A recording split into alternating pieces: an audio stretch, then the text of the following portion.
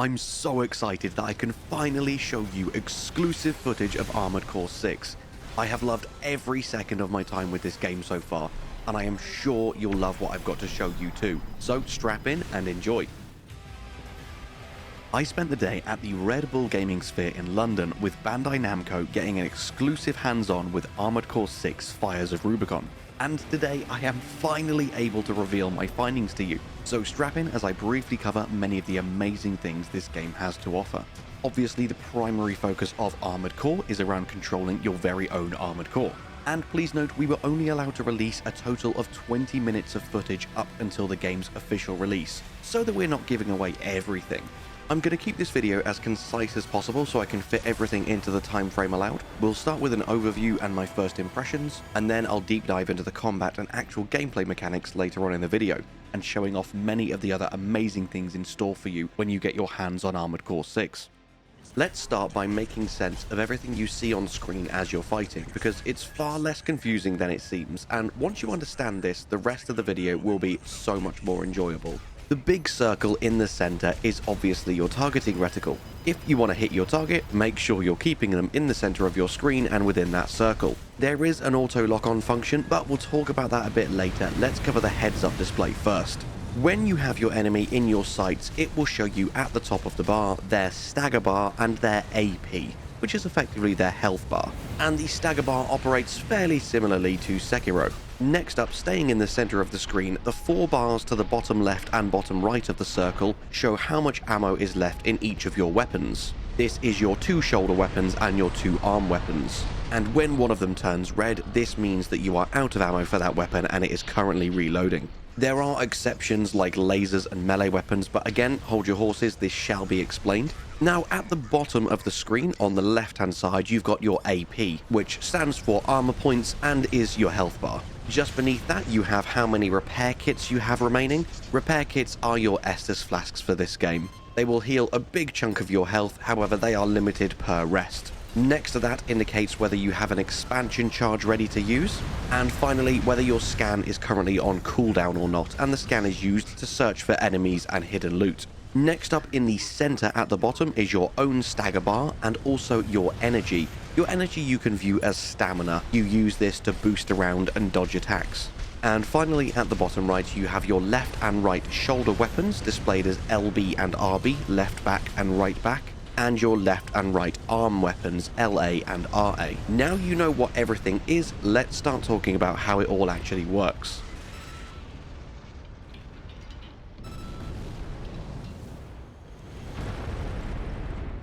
Firstly, let's briefly touch on the core gameplay and combat. There is a great blend of omnidirectional gameplay with the reactionary combat and steep learning curve of a Souls game.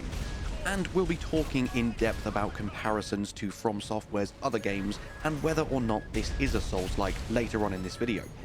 The combat is fast, unforgiving, but so rewarding, with giant levels and a huge variety of ways to tackle every single challenge. Every single creator I spoke to at the event approached all the bosses with a different playstyle and a different loadout. Again, we'll touch on combat more later, so hold your horses as we will come back to this. And just like with Dark Souls, if you press in the right thumbstick on your controller, you will auto lock onto your target. However, this game rewards you for skillful gameplay, and whilst you're using the auto lock on, your weapon's accuracy will be reduced. It's not too significant, but it's definitely better to try and not learn to rely on this unless you really need to. If you can manually aim the camera and keep the enemy in the center of your screen at all times, you are going to hit 100% of your shots. However, with all that being said, the level of customization in this game is insane. So in spite of what I have just said about the auto lock-on, I do envision there being many options to improve the auto lock-on feature as we progress through the game and unlock more gear and customization. You can customize your mech in so many different ways. You can paint every single last detail however you want. You can even apply emblems and decals. You can even choose exactly how worn you want your mech to look. So it can be entirely customized to every single last specification that you should want. In one of the other menus, I found that you can even edit and create your own decals. And then, if that wasn't enough, you can upload your AC data online for other people to use. From what I can tell, if you provide someone with your sharing code, they can import your loadout into their game and play with your Armored Core. But they will need to have all the parts unlocked to be able to import a loadout.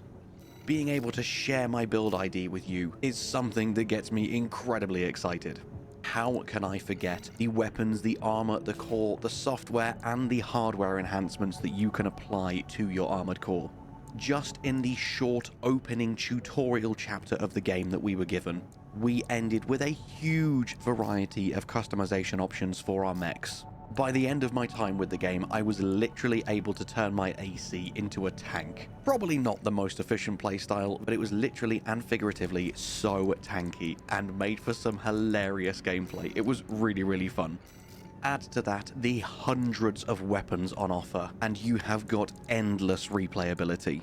From machine guns to pistols to shotguns to sniper rifles, laser guns, laser cannons, laser swords, napalm launchers, grenade launchers, missile launchers. That is just a fraction of the weapons on offer. Then you can customize your head, your core, your arms, your legs, and so much more. I could make a 20-minute video just talking about customization, but there's so much more I need to cover, so let's move on. Next up, I mentioned about ammo and that big red bar indicating when you're reloading. Some weapons, instead of having ammo, will overheat. For instance, when I use my sword here, you will see a red cooldown bar. This time, instead of reloading my weapon, I am just waiting for it to cool down so I can use it again. And this applies for other energy type weapons. The most important thing is obviously how to actually attack your enemies, and this is done using the 4 shoulder buttons on your controller. Your arms being controlled by L1 and R1, and your shoulders with L2 and R2, or obviously the equivalent on an Xbox controller.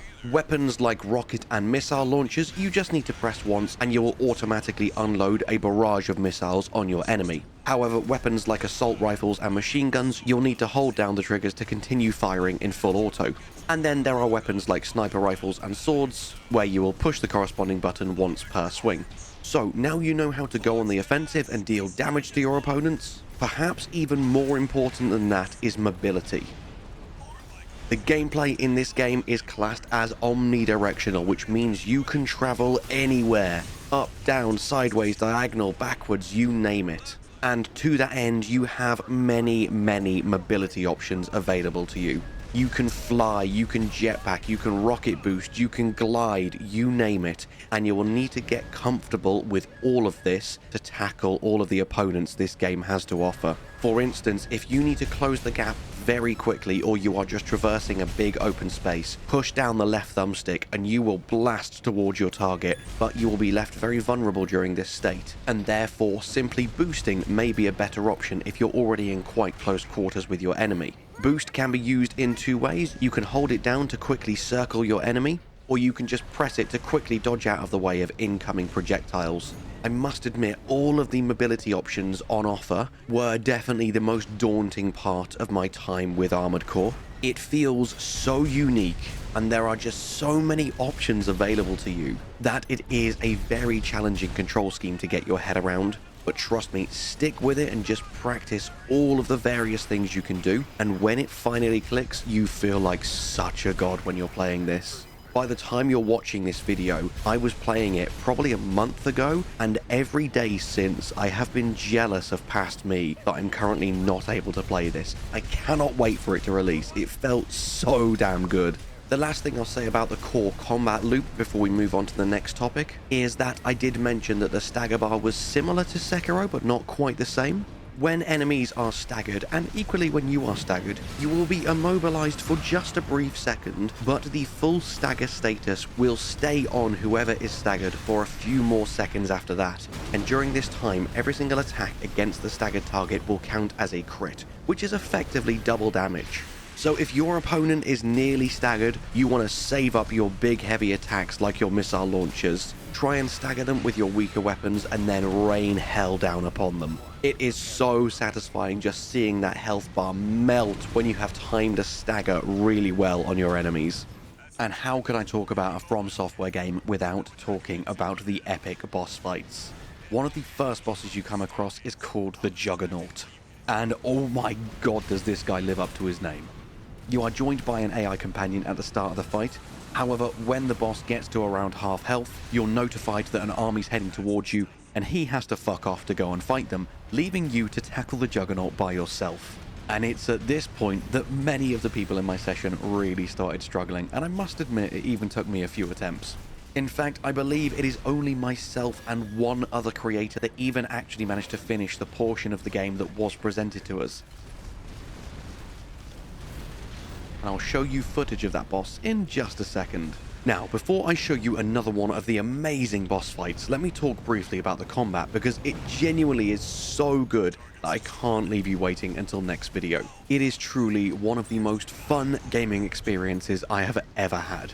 And all month, all I've been thinking about is being able to play again. I can't wait to get my hands on my own copy. The movement feels so fluid but tight at the same time, really responsive. Every attack is impactful and powerful, and there are so many ways to approach every situation that your Armored Core really does feel so unique and like an extension of yourself. And with that said, let's take a look at another amazing boss fight.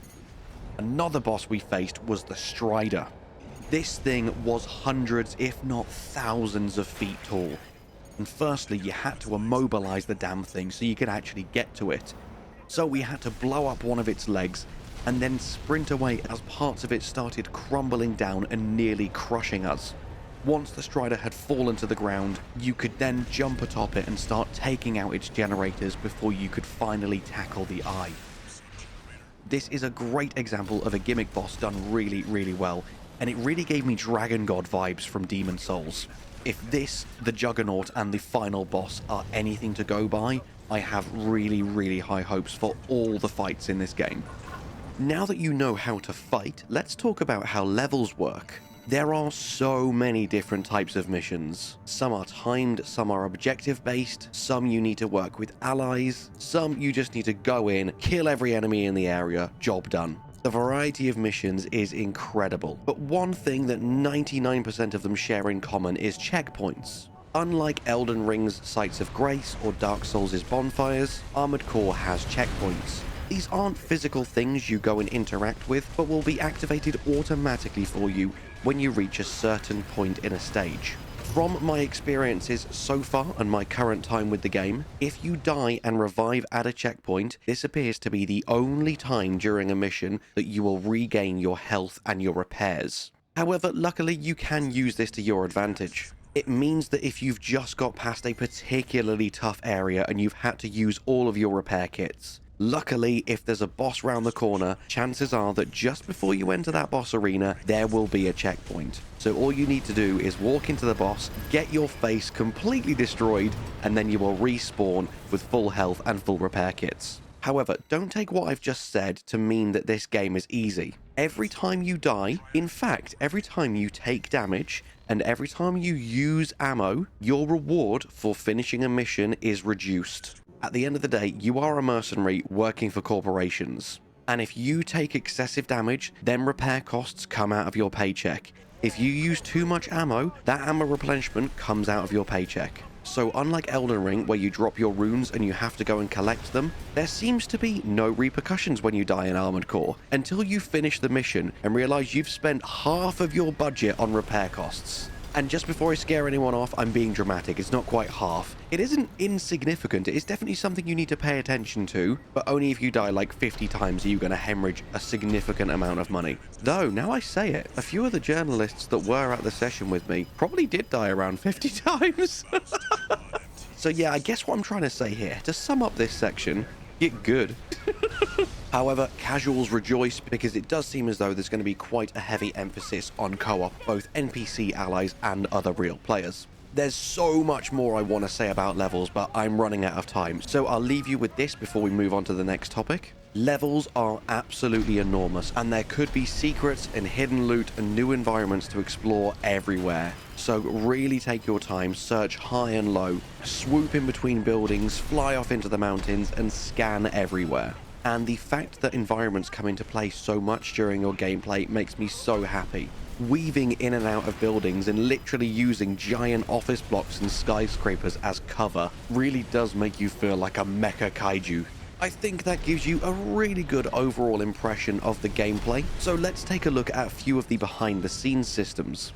Unlike in the Souls franchise where it just chucks you in at the deep end and tells you to get on with it, you don't need to be intimidated by all the gameplay mechanics I've been talking to you about so far, because Armored Core 6 has loads of fantastic built-in tutorials ranging from beginner to expert, and you unlock more and more as you progress through the main story, and they're very good at talking you through and explaining everything new that you're unlocking. Alongside the text-based tutorials and the actual training missions that you can enter, there are a bunch of other systems set up to help make Armored Core 6 easily the best in the franchise. Alongside tons and tons of fantastic missions, you also have the option to replay missions. Not only can you earn some extra credits for doing this, but also some of them are just so damn fun that you just really want to replay them. And the fact that you can pick and choose it without having to do the entire game again, so that you can practice certain bosses or just experience certain areas of the game again, is a really cool feature to me. As you can see from this footage, I was joined in this mission by 2 AI companions. Fighting alongside 2 other Armored Cores made me feel so badass and so connected to the game world. And this really made me speculate how much the cooperation will be built into this game, how many NPC summons will be around, and whether or not you can even use player summons. The more jolly cooperation and the more collaboration, the better. I'm very excited about this prospect, and hopefully it's something we will see a lot more of when the game is released. Now let's finally talk about whether I believe this is a Souls-like. The short answer is yes. I really feel like they have done a fantastic job of taking the best of the Armored Core franchise, the best of the Souls franchise, and blending the 2 of them together in the best way possible. The final boss that I am now showing you was a great example of that. It was incredibly tough whilst not being total bullshit, and every time you fought it you felt like you'd learned just a little bit more than you had last time, and it was a truly glorious experience. I mean, just look at the explosions and the particle effects on screen. It is a stunning game, and it plays so beautifully. It looks more chaotic than it is. Once you learn the core mechanics and learn what you are looking at on the screen, you do truly feel in control, and you just feel really, really awesome when you take down a badass like this. The last couple of things I wanted to talk about is the deep lore and the rich world building, really reminiscent of a proper Souls-like. There were many secrets revealed to us that we are not allowed to share with you yet, which I totally get. I wouldn't want to ruin the surprise anyway, so you're just going to have to wait until you get your hands on the game before you can learn more about Coral and the Rubiconians. The last thing I want to say, which is really going to resonate with Armored Core fans, is the fact that they have brought back the arena. I'm not allowed to show you any arena footage, but trust me, the arena matches were amazing. The arena is super fun. It rewards you with this very special, very exclusive currency that you can use to unlock permanent upgrades to any Armored Core that you choose to make. And the arena fights themselves are a real test of your skills. No repair kits allowed, may the best Armored Core win. And there are some truly wonderful creations for you to fight against in the arena. And each arena opponent you defeat will reward you with some OS chips. And you can use these to unlock permanent upgrades for your mech. You can get new abilities, upgrade your stats, and so much more. I unlocked this giant energy barrier that just straight up blocks any attack until it's absorbed a certain amount of damage, and then explodes, dealing a counterattack once it has been destroyed. I truly cannot wait to see what more this game has to offer for us. And being able to share builds and hopefully co-op, there's so much built-in community engagement that I really think this game will be entertaining us for months, if not years to come. And as always, my friends, all that's left for me to say is thank you so much for watching. I hope you have an amazing day, and I'll see you in the next one. Bye-bye.